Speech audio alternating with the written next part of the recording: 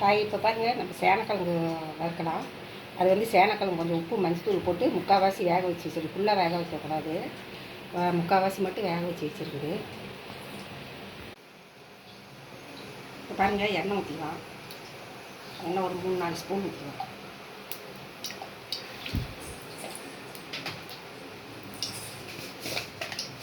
ஊற்றிட்டு கடுகு போட்டுக்கலாம்.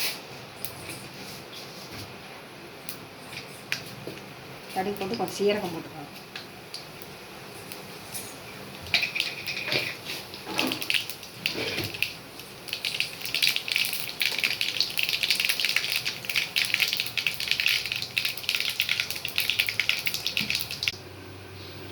இதில் இப்போ சேனக்கிழங்கு வேக வச்ச சேனக்கிழங்கு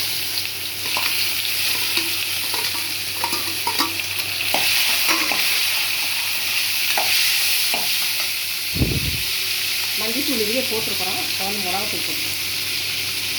2 ஸ்பூன் மிளகாத்தூள், மல்லித்தூள் ஒரு 3 ஸ்பூன்,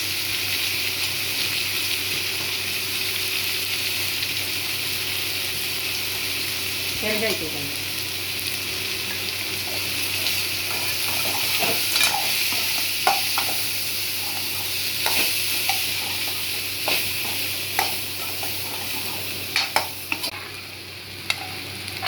பாருங்கள் கொஞ்சம் மிளகுத்தூள் கொஞ்சம் போட்டுக்கலாம்.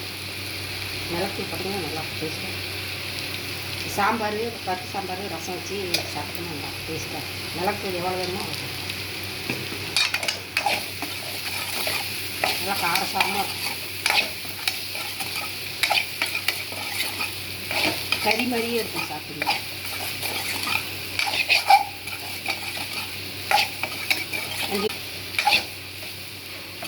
அஞ்சு நிமிஷம் அப்படியே சிம்மில் வச்சுட்டிங்கன்னா கொஞ்சம் அது பாட்டு நல்லா ஒரு நல்லா வெந்து வந்துடும். நல்லா ஒரு செவந்து வந்துடும். சிம்மில் வச்சலாம்.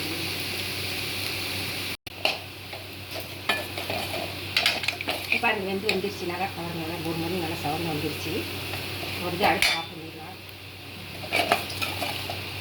இது வந்து எலுமிச்சம்பழம் சாப்பாடு, தயிர் சாப்பாடு, அப்புறமேட்டு எந்த சாப்பாடு, இப்போ புளிசோறு, கிளற சாப்பாடு எதாக இருந்தாலும் அதுக்கும் செஞ்சு சாப்பிடலாம். சூப்பராக இருக்கும், டேஸ்ட்டாக இருக்கும். தயிர் சாப்பாட்டோட நல்லா டேஸ்ட்டாக இருக்கும். நல்லா செஞ்சு எப்படி எப்படின்னு செஞ்சு பார்த்துட்டு எப்படின்னு சொல்லுங்கள்.